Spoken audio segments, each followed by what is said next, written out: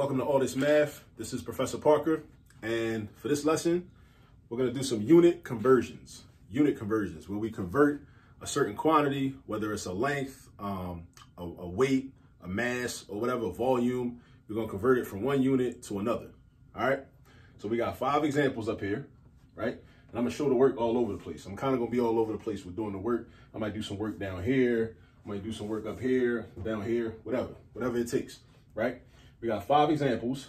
We're going to convert 40 pounds into a certain amount of kilograms.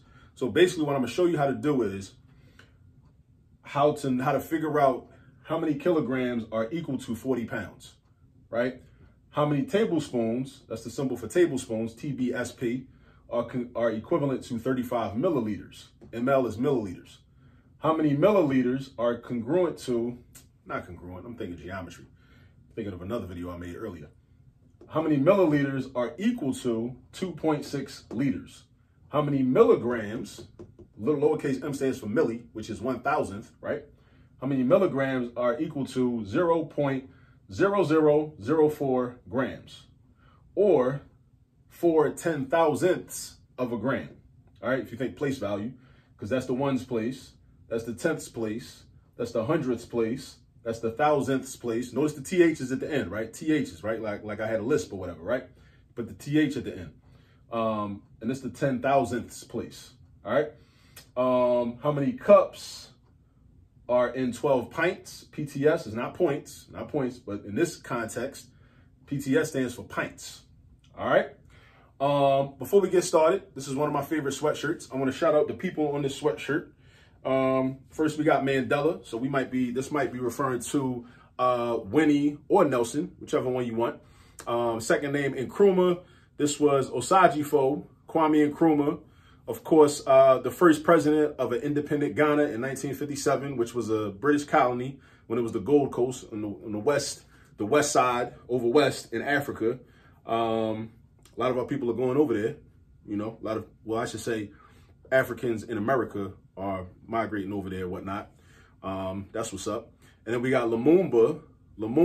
This refers to Patrice Lumumba, who was the rightfully elected president of Congo. Congo was a big, huge country in the center part of Africa, right? He was assassinated in 1961, by the way, by European forces that were pro-neo-colonialism and were against African people being independent and having agency over themselves.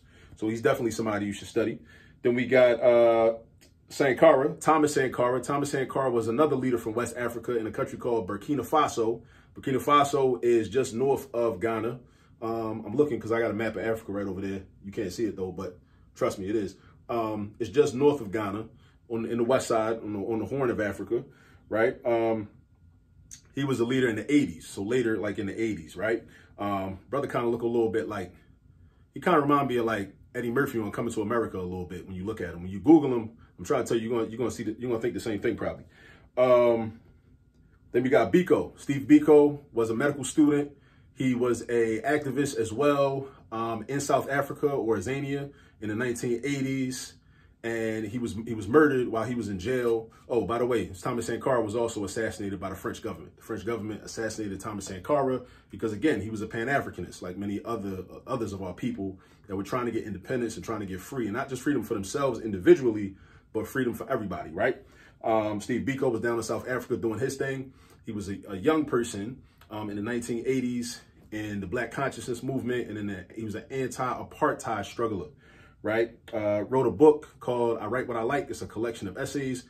There also was a movie created that wasn't really directly about him, but it really was about the white man who was a writer who knew Steve Biko. Denzel Washington actually played Steve Biko in that movie. And then we got Fela Kuti. Fela Kuti, the musician. I don't know as much about Fela Kuti. I should. I'm embarrassed. I don't know as much about him as I should, but he's somebody that I plan to still learn about as well. So these are just some people just to check out, and you know, they're on my sweatshirt because they're worthy of being remembered. All right. And as our people say, if I remember you, you can't die. You can't die as long as I remember you. All right. You only die when we forget about you. All right. So back to the math. Now, how do I convert 40 pounds into kilograms? All right, I'm about to show you. So let me get my marker. So let me throw that down there. So 40 pounds in a kilogram. So the first thing you do is you take the first measurement, right? And you just write it. So just write 40 pounds, right? And then you're gonna put a multiplication sign, right? Because we're gonna multiply that by what I call a conversion fraction. A conversion fraction. A conversion fraction. Now your textbook might call it something different. If you watch somebody else's video on YouTube, they might call it something different. Your teacher might call it something different. That's fine, right? But I call it a conversion fraction. So I'm gonna write a multiplication sign. I like to use a dot for multiplication. That's what I like to do. And then I'm gonna write my fraction bar. And then my conversion fraction must be equal to the value of +1, right? Meaning the value in the numerator on the top of the fraction must be the same as the value in the denominator on the bottom of the fraction. The numbers can be different, but the values of those numbers must be the same. All right. So what I need to know is either how many kilograms are in 1 pound or how many pounds are in 1 kilogram. So the way I did this problem was, because I want to get rid of this unit and I want to end up with a number that has the kilogram unit, in my fraction, I'm going to put pounds in my denominator.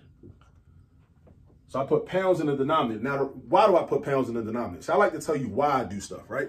I don't want you just out here watching these videos and just trying to memorize everything I do. I want you to memorize the steps, but I also want you to know why the steps make sense and why I do those steps. I put pounds in the denominator so I can cross cancel these units because I'm trying to get rid of pounds. See, look what the arrow says. I'm trying to go from pounds to kilograms, pounds to kilograms. So I'm trying to get rid of pounds. I'm trying to get rid of them. So in my numerator, I'm going to have kilograms. So I end up with a number that is next to kilograms, right? And with every one of these problems, first ask yourself, what unit am I trying to get rid of? And what unit am I trying to end up with? In this problem, I'm trying to get rid of the pounds. I'm trying to end up with kilograms. Get rid of the pounds, end up with kilograms. So I start out with 40 pounds. I put pounds in the denominator of my fraction again, so that the units pounds will cancel out. I can cancel those out and they'll be gone, right? Mathematically. But I want to end up with kilograms, so I keep kilograms in my numerator, right? All right, so now the question is, what I need to know is how many pounds are in 1 kilogram or how many kilograms are in 1 pound. What I already found is I know that 2.2 pounds is equal to 1 kilogram. 2.2 pounds is equal to 1 kilogram. How do I know that? Because I Googled it. I just Googled it. You can Google it too. Also, if you have a black marble notebook, one of them old school, elementary school notebooks, on the back flap of that, right? The same place where the multiplication table is. And by the way, you should have your multiplication facts memorized. That will make any math class you take 10 times easier if you have your multiplication facts memorized, right? It's got a lot of unit conversions already. So if you don't have, at the time, let's say you're in an area where there's no internet access or whatever, go to the back of your marble notebook and just look and see what's there. All right. It might have, I'm not sure, I don't have a marble notebook handy, but it might have the conversion. But you can also, like I said, go online, go to Google, type that in, pounds to kilograms. Just type it just like that. Something's going to pop up in the drop down menu. Click on it. It's going to tell you that, 2.2 pounds is the same thing as 1 kilogram. So and why did I write it like that? Because I need a fraction that's equivalent to 1.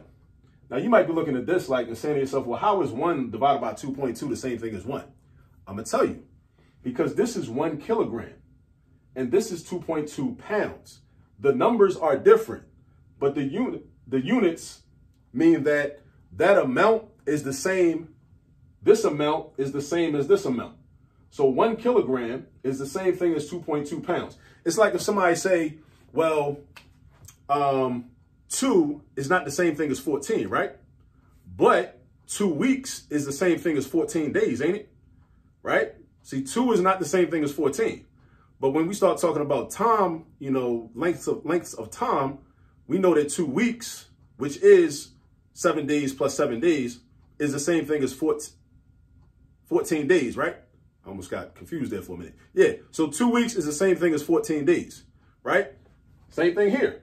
1 kilogram is the same thing as 2.2 pounds. So that's why this fraction is equal to 1. Because anytime you have a fraction, if your numerator is the same value as your denominator, then that fraction is equal to 1. That fraction is equal to positive 1. All right? So now I start doing the math. So what I'm going to do first, I'm going to cancel out these pounds. The pounds are gone, right? Because they're diagonal from each other. That's called cross-canceling. Cross-canceling. I got a video on cross-canceling on the channel. And hopefully you're subscribed to the channel. Make sure you subscribe. And also share. Tell other people about this. Don't keep it to yourself. All right? So now I do 40 times 1. 40 times 1 is 40. I got 40 kilograms divided by 2.2. So then I go to my calculator and I do 40 divided by 2.2. 40 divided by 2.2. Now let me grab my calculator because I didn't do it already. I got my notes on the floor. So in case you're wondering what I keep looking at. Here's my calculator. Low like $12, you know, TI 30, you know. 40 divided by 2.2. I recommend buying one of these calculators, a scientific. You don't need the $100 graphing calculator, not for this type of work. You don't need it for that. Just buy one of these. Now, why? Because a lot of you, I'm sure, have either iPhones or Androids that have a calculator app on it. But my recommendation is to not use that unless you absolutely have to and you don't have one of these, because that phone is a distraction. Because unless you put your phone on Do Not Disturb, and even if you do put your phone on Do Not Disturb, you might be one of those people that's addicted to social media. You might be in the middle of calculating something on your phone and then get a notification. And then you might not have the discipline to be like, all right, nah, I'm gonna look at that later. Then you get sidetracked and then you lose your momentum as you're doing problems. So I highly recommend you get one of these, put your phone to the side, use your scientific calculator, all right? So 40 divided by 2.2 is 18.18. So I'm gonna round it off to just 18.18 kilograms. So this is how many kilograms that is equivalent to 40 pounds. So 40 pounds, 18.18 kilograms. 40 pounds, 18.18 kilograms. All right? And this is the metric system, kilograms, right? Pounds is what we call, some people, it has different names. The British imperial system, I think, or what we call the customary system, because it's what, in the Western society, what people typically use. But actually, a lot of the world uses the metric system. Anyway, all right, so notice what I did, but we're gonna reinforce the steps as we do 4 more problems, all right? I got 15 problems I'm gonna do all together, but I decided to break it down into 3 separate videos. So I did the math. I did 15 divided by 3. I get 5. So it's 5 in each video, all right? So we're on the second problem. So now I wanna know how many tablespoons is equal to 35 milliliters. How many tablespoons is equal to 35 milliliters? So I set it up the same way I did this one. I write my first measurement, 35 milliliters. I put my multiplication sign. If you want to use an X for multiplication, you can. That's fine. That's not wrong. You know, this is just what I like to do. All right. Then I put my fraction bar, and then I'm trying to get rid of milliliters and get to tablespoons. Get rid of milliliters and get to tablespoons. So that's one of the first questions you got to ask yourself. What unit am I trying to get rid of? What unit am I trying to get to? So whatever I'm trying to get rid of goes in my denominator, so I can cancel them out. Whatever I'm trying to get to is going to go in my numerator. So I got tablespoons in the numerator. So now I need to know how many tablespoons are in a milliliter, or how many milliliters are in a tablespoon. Now I happen to know that there are, where we at? 1 milliliter is equal to 0.0676 tablespoons. How do I know that? Because I Googled it. That's how I know that. I Googled it. Right? I typed in ML2TO tablespoon, tbsp. And it came right up, and I clicked on it, and it told me, and the page told me, right? It told me what was equal, what the 2 numbers were. So since 0.0676 tablespoons is the same thing as 1 milliliter, I can write 1 milliliter, and then I can put, oh, I hope I got enough space. I could put 0.0676 tablespoons, right? So this fraction is equal to 1. Again, why is 0.0676 over 1 the same thing as 1? Because this many tablespoons is the same thing as this many milliliters. this much of a tablespoon. This is not even a whole tablespoon. This is less than 1. You see, it's a decimal, right? 0 point something. That's less than 1 tablespoon. So less than 1 tablespoon is equal to 1 milliliter. They're the same weight. It's the same amount, right? So now, and again, milliliters. So milliliters, I think milliliters is metric system. I'm pretty sure. I'm like 95% sure milliliters is metric. I'm pretty sure about that. So now, my next step, I'm going to cancel out the milliliters, right? Because that's what I'm trying to get rid of. Then I'm going to do 35. Now I'm going to use parentheses to show multiplication. Times 0.0676 tablespoons. So now I just got to go to my calculator and do this math. Once I do the math, I'm going to know how many tablespoons I got. All right. So let me go to my calculator. Again, my trusty scientific. 35 times 0.0676 equals 2.366. So this is 2.366 tablespoons. So that's approximately 2.4. If I rounded it off to the 10th place, this 6 will make this 3 go up, because anytime you have a number that's 5 or above, you give the left number a shove it up. Otherwise, it would go down to just 2.3. It would just be 2.3. If this was instead of a 6, you had a 0, a 1, a 2, a 3, or a 4. This would just be 2.3. But because it's a 6, just like if it was a 7 or 8 or a 9, we round this digit up to the next higher digit, to 2.4. So this is roughly 2.4 tablespoons. 2.4 tablespoons is almost 2.5 tablespoons. So that means that 35 milliliters is the same thing as almost 2.5 tablespoons. All right. So you see, we're doing the same steps over and over again, right? So hopefully, like I'm showing you like the algorithm, like the steps you got to take whenever you do unit conversions, and it don't matter what the units are. All right. So let's go from 2.6 liters to milliliters. So let's do 2.6 liters, multiplication sign, fraction bar. What am I trying to get rid of? Liters. Does that go up top? No, it goes on the bottom. Whatever I'm trying to get rid of goes on the bottom. All right. What am I trying to get to? Milliliters. That goes on top. Milliliters. All right. So now what's the relationship between milliliters and liters? So milli is a prefix, which means 1,000th. 1,000th. Meaning a milliliter, if I took a liter and I divided it up into 1,000 equal parts, one of those parts would be a milliliter. So milli means 1,000th of a liter. You take a liter and you divided it up into 1,000 equal pieces, or broke it up into 1,000 equal pieces, right? That's what 1 milliliter would be. So 1 liter is the same thing as 1,000 milliliters. 1 liter is the same thing as 1,000 milliliters. All right. So this fraction is equal to 1, because this value is the same thing as this value. So 1 whole liter, but then 1,000 milliliters, right? Because a milliliter is just what you get when you take a liter and divide it up into 1,000 equal pieces, right? So if you got 1,000 equal pieces of a liter, if you put them all together, all 1,000 of them, you would have a whole liter. So this is like saying a whole liter divided by a whole liter, which is the same amount. So that's why this fraction is equal to 1. So my conversion fraction is good. So now I cross off my L's, and then I'm going to do 2.6 times 1,000. 2.6 times 1,000. Whenever you multiply a number by 1,000 or any base 10 number, like 100, 10, whatever, you just count the zeros, and however many zeros you got, that's how many spaces you move the decimal point to the right. I'm going to say it again. Whenever you multiply by a base 10 number, meaning like 10,000, 1,000, 1,000,000, 100, or 10, you count the number of zeros you have. You count the number of zeros you have. And if you need to, pause this and rewind it, run it back, right? You count the number of zeros you have in a number. In this case, we got 3 zeros in 1,000. So that means 3 is the amount of spaces I'm going to move my decimal point.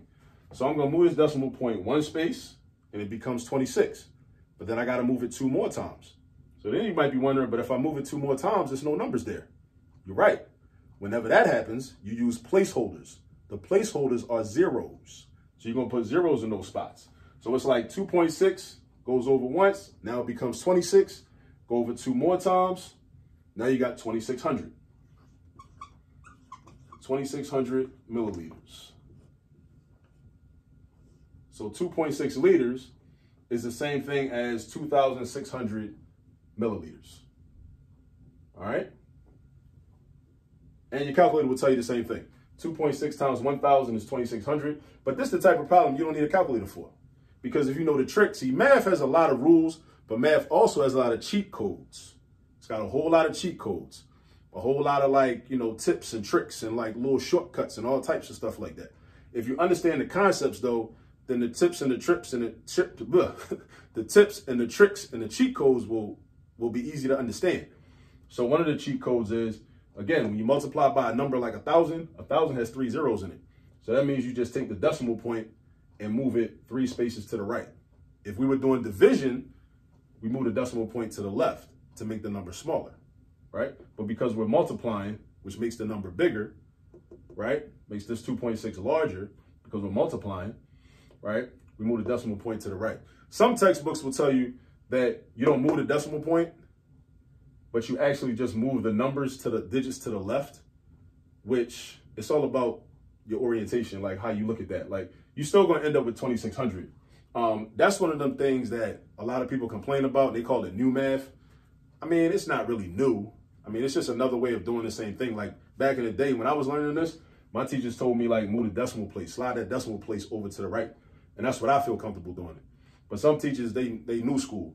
So in their education, you know, programs, their math methods courses, their professors told them, no, tell the children, you know, keep the decimal point stationary and just move the digits to the left.